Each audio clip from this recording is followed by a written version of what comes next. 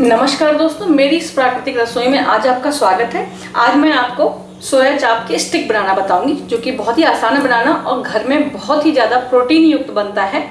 Soybean और सोया वड़ी से ही बनता है ये। बाज़ार में ये मैदे और आटे से बनता है, उसका ग्लूटेन निकाल के, लेकिन जो हम घर में बनाते हैं वो बहुत ही न्यूट्रिशन होता है उसके अंदर। तो उसके लिए मैंने क्या सामान लिया है वो मैं आपको बताती हूँ। ये सोयाबीन की बीन है, उसको मैंने रात भर भिगो के रखा है, या आप रात भर भिगो लीजिए या आप 4 से 5 घंटे के लिए इसको दिन में भिगो दीजिए। और ये न्यूट्रेला की वड़ियाँ हैं जो मिलती हैं हमको, न्यूट्रेला की सूखी हैं, ये बिल्कुल सूखी हैं और ये मैंने भिगो के लिया है। तो आधा चम्मच मैंने गरम मसाला लिया है, 1 चम्मच मैंने लाल मिर्च पाउडर ली है और नमक स्वाद के अनुसार डालेंगे। थोड़ा मैंने मैदा रखा है अपने पास, अगर ये बाइंड नहीं हुआ तो ही मैदा डालना है। हम कोशिश ये करेंगे कि मैदा ना डालना पड़े। अगर ज़रूरत पड़े तो 1 से 2 चम्मच या 3 चम्मच आप डाल सकते हैं, इससे ज़्यादा मैदा नहीं डालना है। और इसको लपेटने के लिए हमने लिया है ये आइसक्रीम को जिसकी जो स्टिक आती है मार्केट में, बहुत आसानी से मिल जाती है, ये स्टिक है। इसके ऊपर हम जो है चाप को लपेटेंगे। तो चलिए हम शुरू करते हैं। सबसे पहले हम जो ये हमारे भिगो के मैंने बीन्स रखी हुई थी सोया की, इसको पीसेंगे।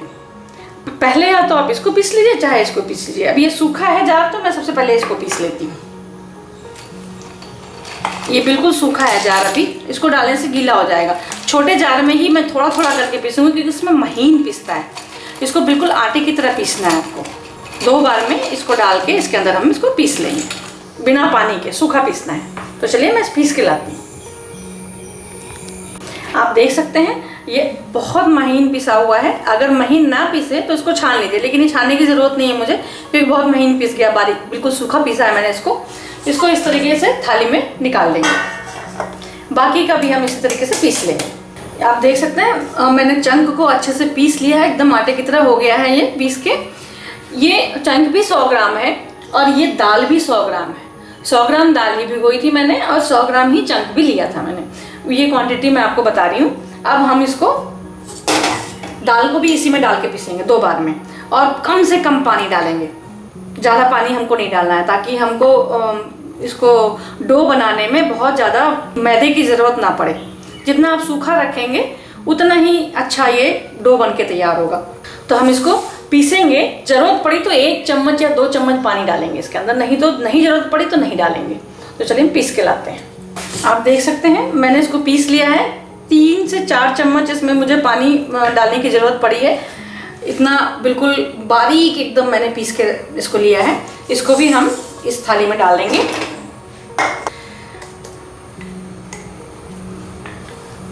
अब जो बची हुई दाल है उसको भी मैं पीस लूँगी। आप देख सकते हैं मैंने दोनों ही चीज़ें पीस ली हैं। अब मैं इसके अंदर ये गरम मसाला,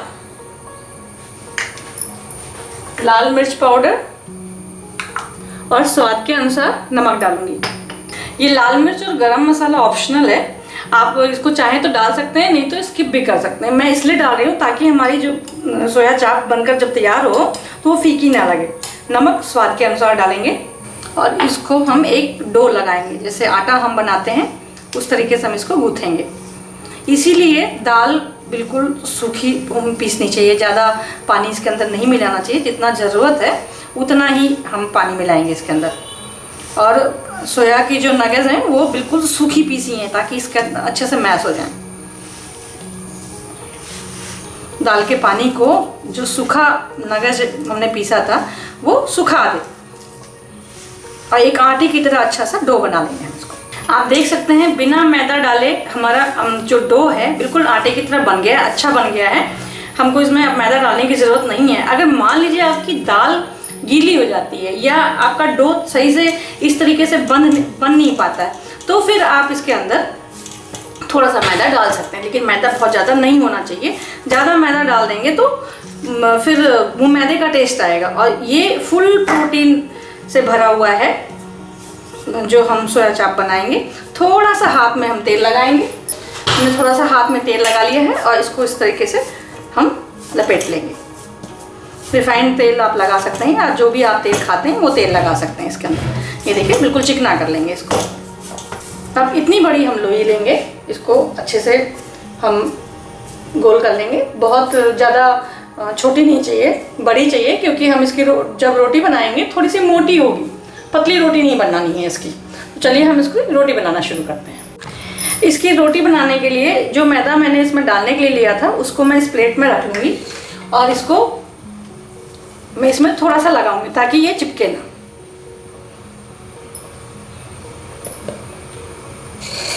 और आप अपने जो प्लेटफॉर्म है या आप चकले के ऊपर इसको अच्छे से रोल करके इसको बेलेंगे।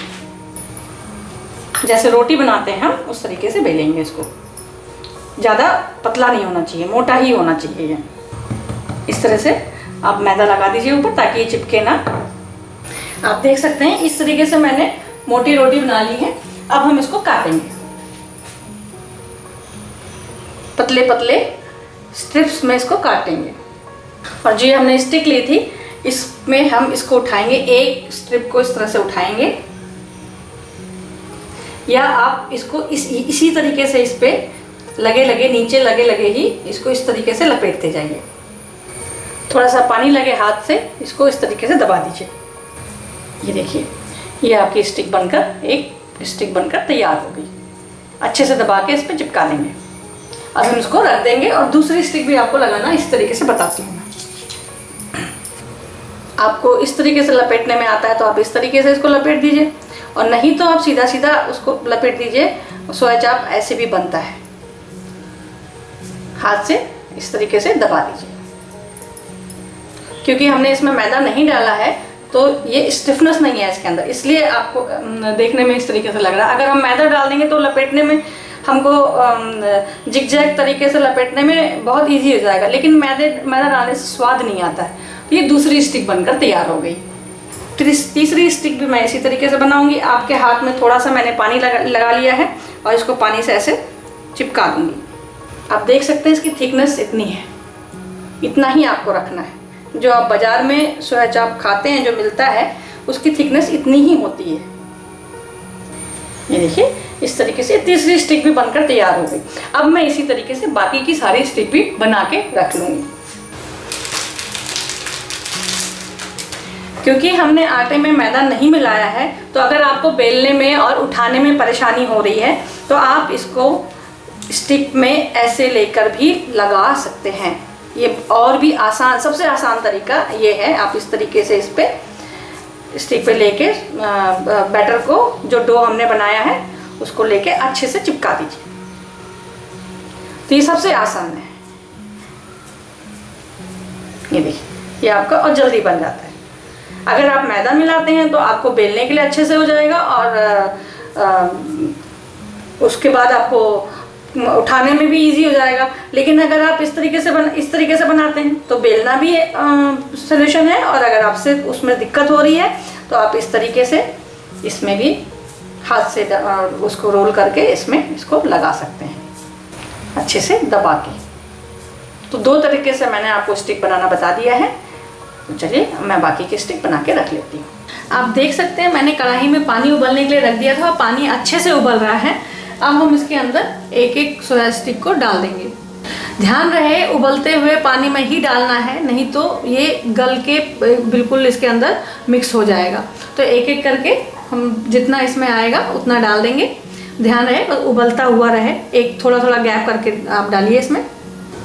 गैस को तेज़ आंच पे रखिएगा। पहले हम इतनी स्टिक को उबलने देंगे, उसके बाद हम जो बची हुई स्टिक है उसको डालेंगे। इसको कम से कम 10 मिनट तक हमको उबलने देना है। 10 मिनट के बाद मैं आपको निकाल के दिखाती हूँ। आप देख सकते हैं सोया स्टिक अच्छे से उबल रही है। आप एक चमचा लेके इसको ऐसे धीरे धीरे पलट दीजिए ताकि ये ऊपर से पक रही है, उबल रही है तो नीचे से भी उबल जाए। तो उसको उलट पलट दीजिए, बस उलट पलट के आप 10 मिनट के लिए इसमें पका लीजिए। 10 मिनट हो गए इसको उबलते हुए। अब हम इसको, हमने इस तरीके से पैन में फ्रिज का पानी ले लिया है, इसको निकाल के इसके अंदर डाल देंगे। 2 से 3 सेकंड के लिए डालेंगे ताकि इसका कुकिंग प्रोसेस रुक जाए। इस तरीके से हम सारी निकाल लेंगे। 2-3 सेकंड के बाद बस इसको निकाल के हम सूखी प्लेट में इस तरीके से रख लेंगे। इसको ठंडा होने के लिए छोड़ देंगे। रूम टेम्परेचर पे। इसी तरीके से हम इसको छोड़ देंगे। आप देख सकते हैं हमारी सोया स्टिक्स जितनी मैंने कढ़ाई में डाली थी सब बनकर तैयार हो गई हैं।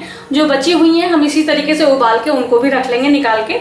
एकदम बिल्कुल ये जब ठंडा हो जाए, रूम टेम्परेचर पे आ जाए, तब इसको आप जिपलॉक बैग में डाल के फ्रीजर में 1 हफ्ते तक रखकर इसका कुछ भी बना सकते हैं। आप ड्राई बना सकते हैं, सूखा बना सकते हैं, स्नैक्स के रूप में या सब्जी के रूप में इसको बना के खा सकते हैं। ये बहुत ही हेल्दी है, फुल प्रोटीन है और आप इस तरीके से बनाइए, खाइए। कैसा बना है कमेंट बॉक्स में लिखकर बताइए।